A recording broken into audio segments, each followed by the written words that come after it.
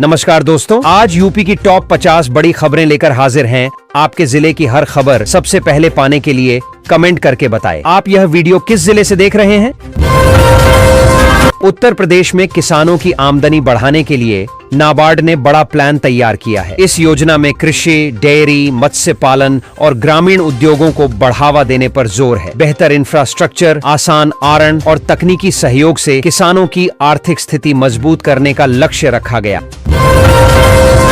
उत्तर प्रदेश में जल्द ही 32 IAS अधिकारी सेवानिवृत्त होने जा रहे हैं। इसके चलते कई महत्वपूर्ण विभागों और जिलों में प्रशासनिक बदलाव संभव है। सरकार नए और अनुभवी अधिकारियों को बड़ी जिम्मेदारी सौंप सकती है, जिससे शासन व्यवस्था में नई दिशा और गति आने की उम्मीद है।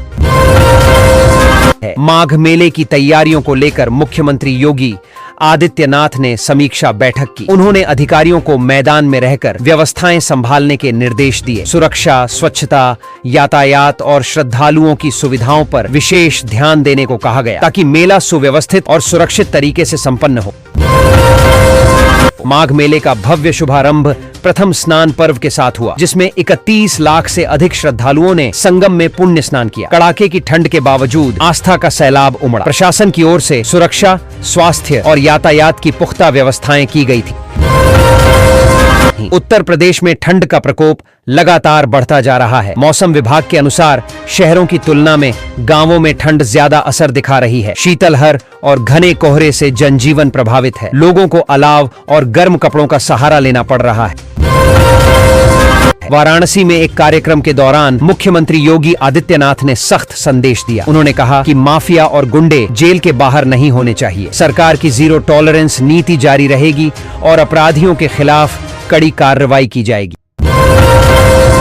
माघ मेले में उमड़ती भीड़ ने महाकुंभ जैसी तस्वीर पेश कर दी है। श्रद्धालुओं का लगातार रेला बढ़ने से प्रशासन अलर्ट मोड में है। मुख्यमंत्री योगी की यह बड़ी परीक्षा मानी जा रही है। सुरक्षा के कड़े इंतजाम और निगरानी बढ़ा दी गई है।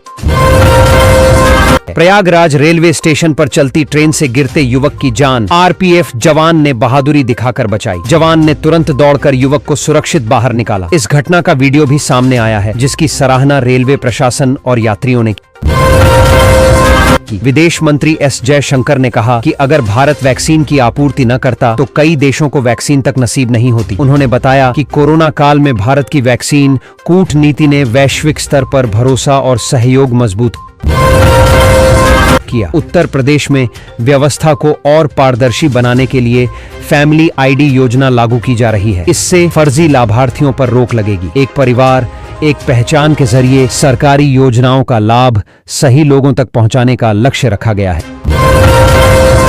उत्तर प्रदेश में साइबर अपराध पर लगाम लगाने के लिए योगी सरकार ने साइबर कमांडो टीम उतारी है। यह विशेष टीम डिजिटल ठगी, हैकिंग और ऑनलाइन अपराधों पर नजर रखेगी। आधुनिक तकनीक से लैस यह टीम त्वरित कार्रवाई कर अपराधियों को पकड़ने में सक्षम होगी।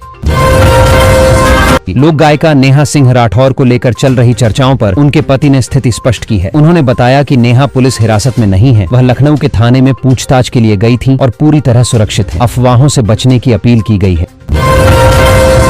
गौतम बुद्ध नगर में 1000 से अधिक रजिस्ट्रियां संदेह के घेरे में आ गई हैं। जांच में दस्तावेजों में गड़बड़ी और नियमों के उल्लंघन के मामले सामने आए हैं। प्रशासन ने विस्तृत जांच के आदेश दिए हैं और दोषियों पर कड़ी कार्रवाई की तैयारी की जा रही है।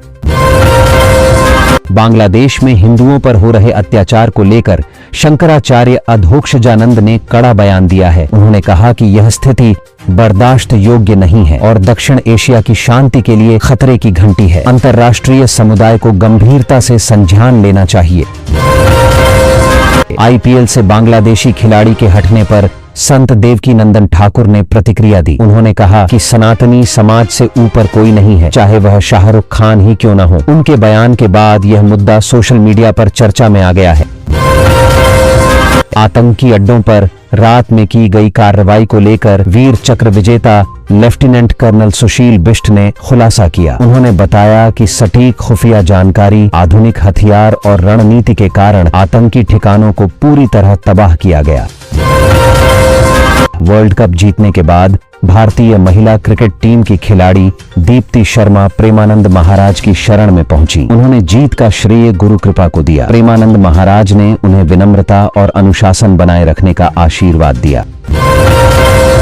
मथुरा के महावन तहसील में भ्रष्टाचार के आरोप सामने आने पर जिलाधिकारी ने सख्त कार्रवाई की। पेशकार को निलंबित कर दिया गया है और एसडीएम से जवाब तलब किया गया है। प्रशासन ने साफ किया कि भ्रष्टाचार किसी भी स्तर पर बर्दाश्त नहीं किया जाएगा।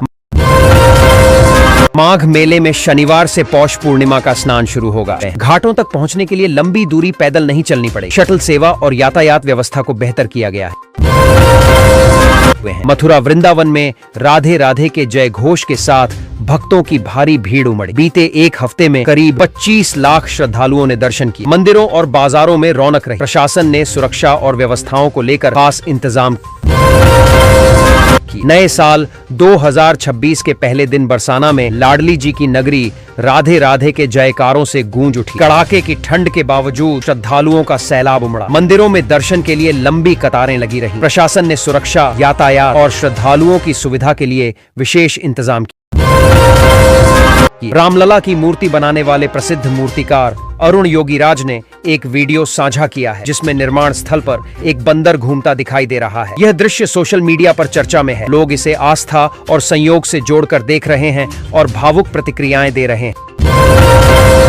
रक्षा मंत्री राजनाथ सिंह ने कहा कि भगवान राम विनम्र और गुणी हैं। ऑन ऑपरेशन सिंदूर के दौरान भारतीय सेना ने राम के आदर्शों को अपनाया। उन्होंने कहा कि मर्यादा, साहस और संयम के साथ लिया गया हर निर्णय देश की सुरक्षा के लिए महत्वपूर्ण साबित